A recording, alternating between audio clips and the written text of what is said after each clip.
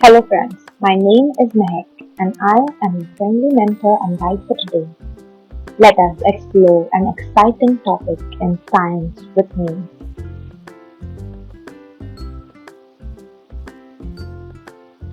Our friendly helpers for today are Timmy, Jim and Montu who will be there with us throughout the journey, enlightening and guiding us.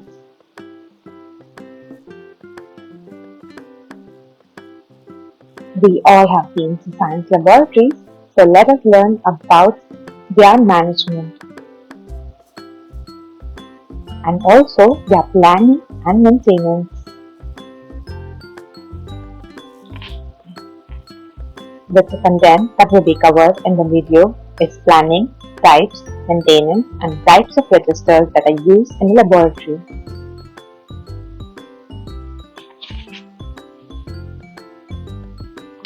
First, we have planning of a science laboratory. Any well-planned laboratory will help its students to efficiently learn, so planning is very important. You may read the pointers that are there in front of you to understand the factors that are to be considered while planning a science laboratory.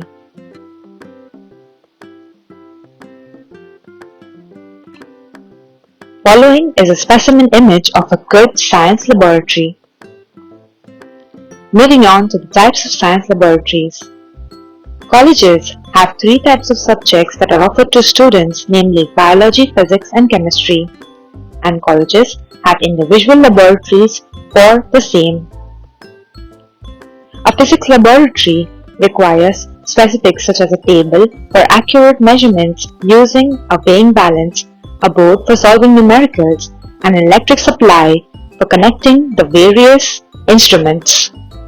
A chemistry laboratory requires shelves for placing the various chemicals and performing the experiments.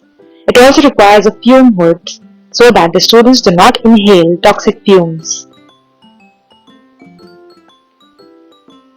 This is a lab safety project that I undertook to replace the labels on the chemical bottles in my laboratory. By reading these labels, you will know what to do in case a person is exposed to chemicals. Next, we have a biology laboratory. A biology laboratory has to be properly ventilated so that the students can observe the specimen. A science laboratory must provide sufficient individual place to students to carry out the experiments efficiently. A science laboratory should be properly ventilated and should have adequate natural light for performing biology experiments. If some experiment produce toxic fumes, there must be some proper ventilation for their exit. There should be boards for writing chemical equations and reactions and also for hanging various charts. The location of the laboratory should be such that they do not disturb the normal functioning and working of a school or college, and there should be scope for extension if required in future. Next, we move on to the maintenance of the laboratory. The maintenance of a laboratory is as important as its management. If a laboratory is not well maintained, it cannot be used for a longer period of time. First, we have cleanliness in a lab. A lab should always be made clean after use. The students should know the importance of cleanliness in a lab, and the teacher should instruct them to do the same. Care of iron, wood, and brass articles. If some iron article has got rust, it should be rubbed with emery paper and given a coating of black Japan. Special care should be taken for wooden articles in monsoon and they should be polished. Brass articles can be given a coating with brasso. This ensures that they last long and can be used for a longer period of time, which makes this cost effective. Maintenance of glassware.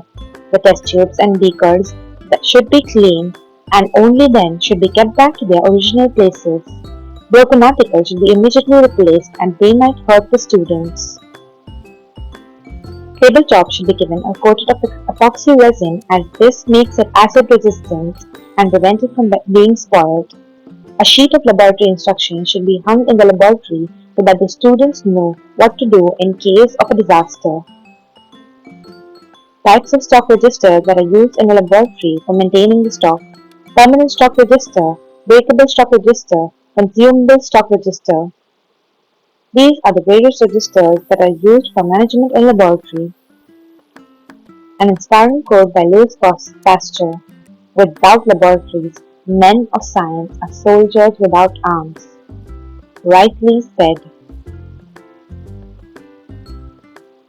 This is the mind map for the revision of the concept.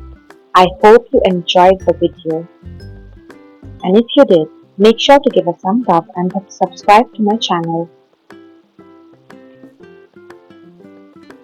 Thank you for watching. Happy learning!